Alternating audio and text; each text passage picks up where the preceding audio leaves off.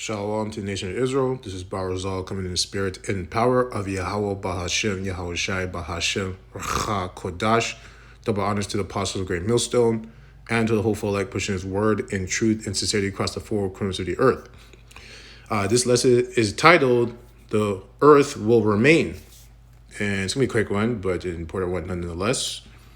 And I'm making this video because, you have people thinking that the planet is going to be destroyed in some apocalyptic destruction, like that movie 2012 where the whole planet got destroyed and they had to survive on a ark, basically, right? Which it's nonsense because the scriptures don't say that. It's pretty simple. So we're going to go Ecclesiastes 1:4. One generation passeth away and another generation cometh, but the earth abideth forever. And the generation that's passeth away, that's going to be Esau, Edom. His whole kingdom's going to pass away. And the one that's coming is Jacob, kingdom of Israel, right? With head Yahweh Shai, and then you have David and then the 12 apostles and the elect, and furthermore in Israel. But Israel is going to be the generation that's coming. But it says the earth abideth forever. So the earth is going to remain, right? Yes, missiles are going to hit America, which is Babylon, and Jerusalem, right? Because Babylon's going to be destroyed, right? That place needs to be wiped out, cleansed. And then Jerusalem needs to be hit. The missiles need to hit there too to cleanse it because fire is a cleansing agent. But we're going to rebuild that because that's going to be our headquarters for Israel. But the whole planet is still going to be intact, right? Because we have to inhabit the planet, right? So all these movies about the whole planet being destroyed and have to go into space, it's all bullshit. Esau's is making those movies because they're trying to escape because they know the Lord's coming to judge them, including the wicked people on the planet, but mainly the Edomites. So they're trying to escape. That's why they're making all these spaceships and stuff, trying to go into space. Isaiah 45:17, but Israel shall be saved in the Lord Yahweh, Ba'ashem Yahushai, with an everlasting salvation. It says Israel shall be saved. It doesn't say the whole planet. It says Israel shall be saved. Right? And Israel is going to be saved through the elect because the 2/3 are going to be destroyed. So 2/3 are not making it. Right? They have to come back through the elect because they're just too far gone. Right? When you have a cancer patient and the cancer has spread too far in the body where it's just like this person's just going to die. They're just going to die. It's like that. They just have to go. They're too far gone to be saved. But as a nation, Israel will be saved. Right? Ye shall not be ashamed nor confounded, world without end, right? So our world is never going to end. The world of Israel, right? But more importantly, the planet is not going to end, right? Because we're going to inhabit the planet. So we need somewhere to live and grow it and repopulate. So it's going to be on earth, right? Eden. Verse 18, for thus saith the Lord Yahweh that created the heavens, Yahweh himself that formed the earth and made it. He hath established it. He created it not in vain. He formed it. He formed it to be inhabited. I am the Lord Yahweh, and there is none else. So that's to say that the Lord's coming to destroy the whole planet. It's going to be wiped out. That means you're basically, one, you're adding to the word, and you're taking away from the word. And two, the Lord didn't say that, right? You're basically saying the Lord is the author of confusion, which he is not, right?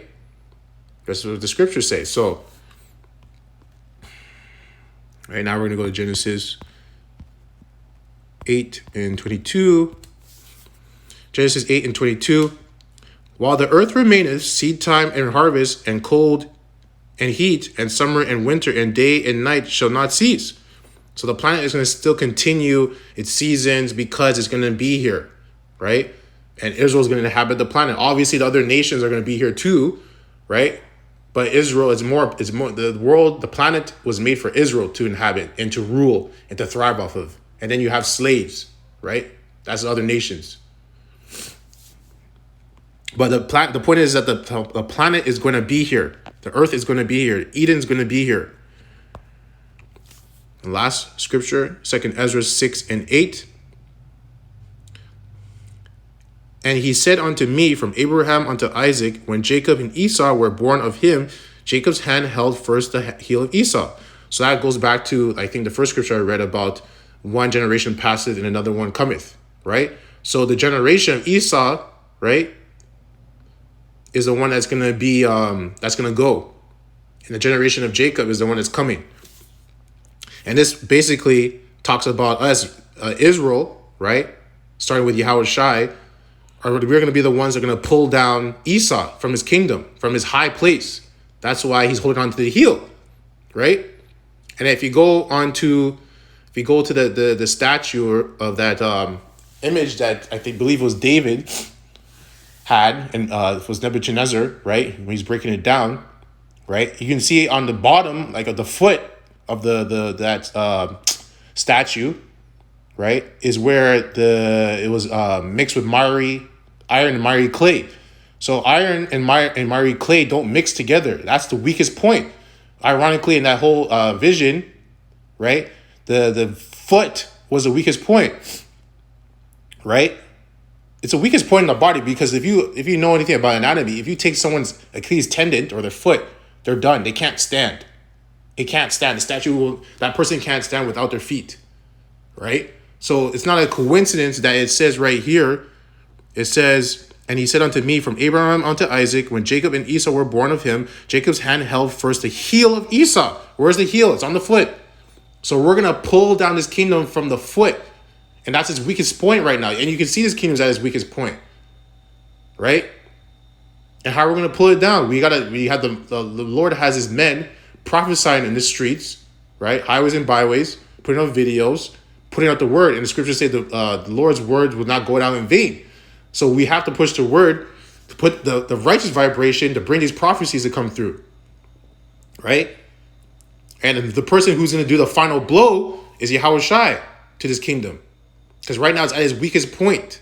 So you can see how it connects together, right? And it says, verse 9, for Esau is the end of the world, right? The generation that passeth away, and Jacob is the beginning of it that followeth, the generation that cometh, right? And when it says end of the world, it means the end of their world, their kingdom, right? And we're at the beginning of the new kingdom, the new world of Israel. And we're going to inhabit it on the planet, Earth, right?